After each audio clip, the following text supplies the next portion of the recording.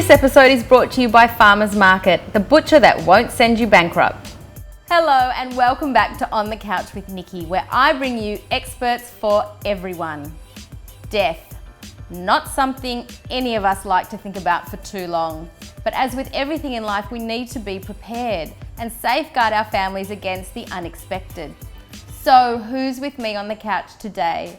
I have Andrea Kennedy, a financial psychologist, here to talk about what we need to know about life insurance.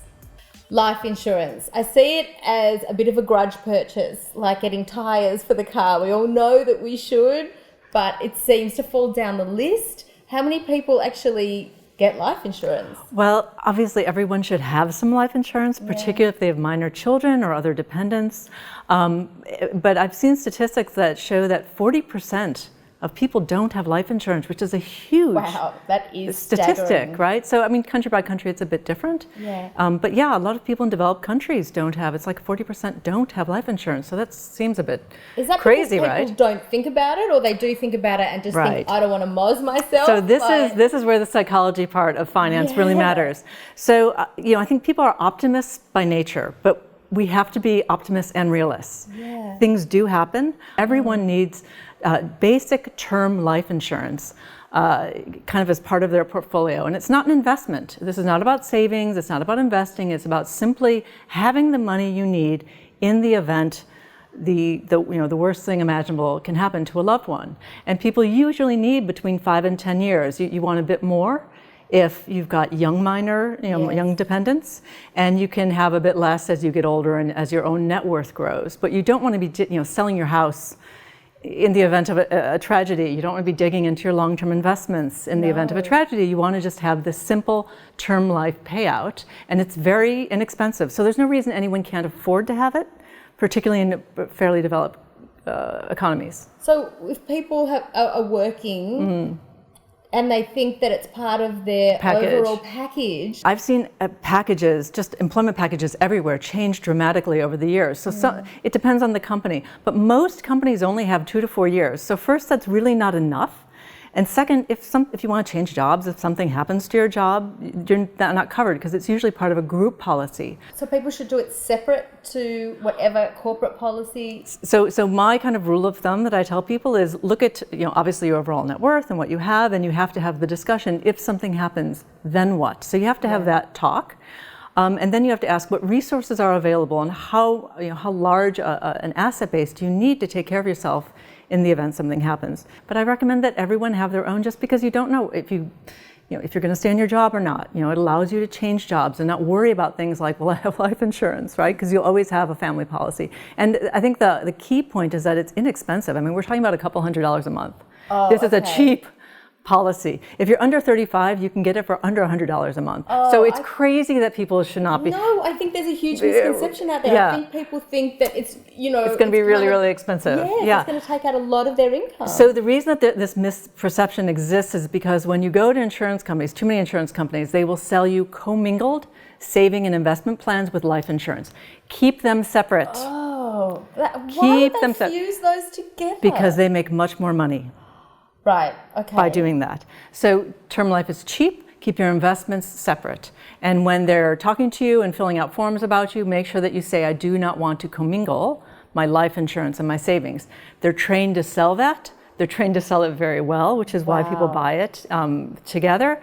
But it really can work against your investments long term. So life insurance is just a lump sum. So you pay $100 a month and you'll probably get something like $1 million and $1.5 million policy, depending on your age. So there's a few factors, but it's very inexpensive. So you'll be paid out that entire lump sum upon death. The other thing I would have people take note of is if anyone has, a lot of these life insurance policies will have riders, that, like you can get a rider for critical illness or something like that. If you've had cancer in your family, you should consider getting a critical illness rider on top of it, because then that's another lump sum payout that if you are diagnosed with cancer, you immediately have access to funds. So these are like add-ons? These are add-ons, right? So what other add-ons are there? There's a lot, but I'll be honest with you, critical illness is probably the best and simplest add-on, and it covers a lot of issues.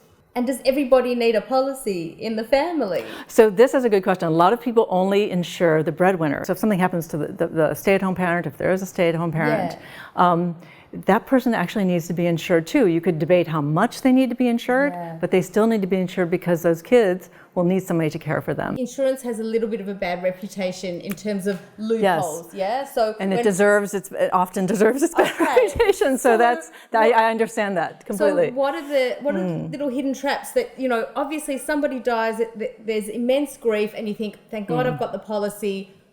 But I'm sorry, no, we can't pay you because XYZ. This is the best part of term life insurance, which is why people have to remember these words, just simple term life, is it's a very simple contract and it's required by law to pay out. So death is simple. Unfortunately, death is simple. And this is really the simplest way, and there's no reason that every family on earth should not hold their own term life policy. Okay. It's very inexpensive. How long does it take to get the payout? It usually pays out very quickly, within a few weeks.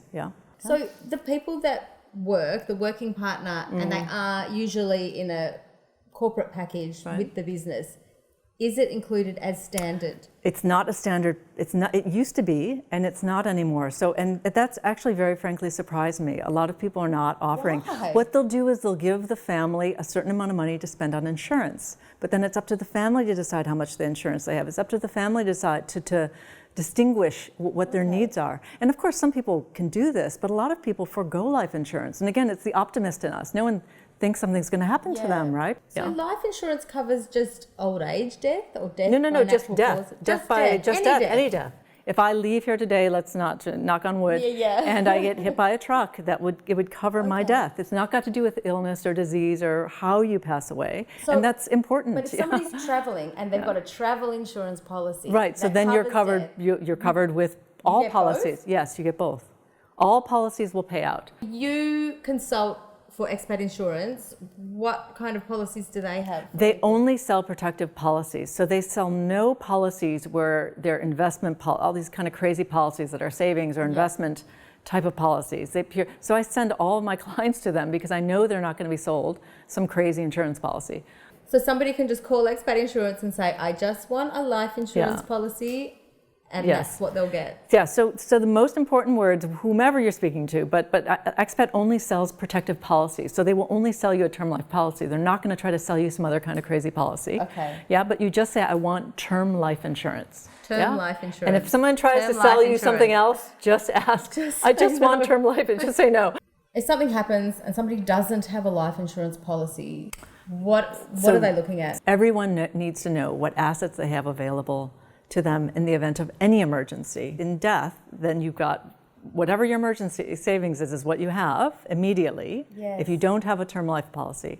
And then after that, you're going to have to start looking at your long-term investments, things that you probably didn't really want to sell, and you will have to look at selling those things to fund your life if you don't have other money coming in, which is why absolutely term life insurance is the best product just to cover death, to cover that fear of death. Yet 40% of people do not have it. And I think it's because the insurance industry does have a bad rap. To some degree, it deserves its bad rap because it hasn't explained these products very well. And it often tries to commingle things, and then you don't get paid out, and it all becomes, insurance is bad as opposed to really understanding the different products. Okay, I think a lot of people also think, I'm only 45. Do I really need it now? Why don't I just wait till I'm 60? No, but when you're 60, first it becomes much more expensive. It does. And second, I would say second and more importantly, you probably don't need it because you've built up your asset base. This is for, I don't have a huge asset base. I have minors or dependents, and I need to take care of them, and I need immediate money. Right, so for the if something happens to me, it's for the unexpected. I don't know why anyone would not prioritize it as part of just the basic core holdings.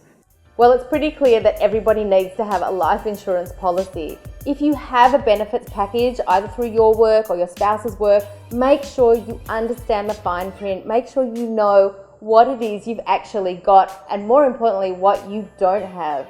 Give Expat Insurance a call, tell them that you want to inquire about a life insurance policy, and they'll look after you. Thanks everyone, I'll see you next time.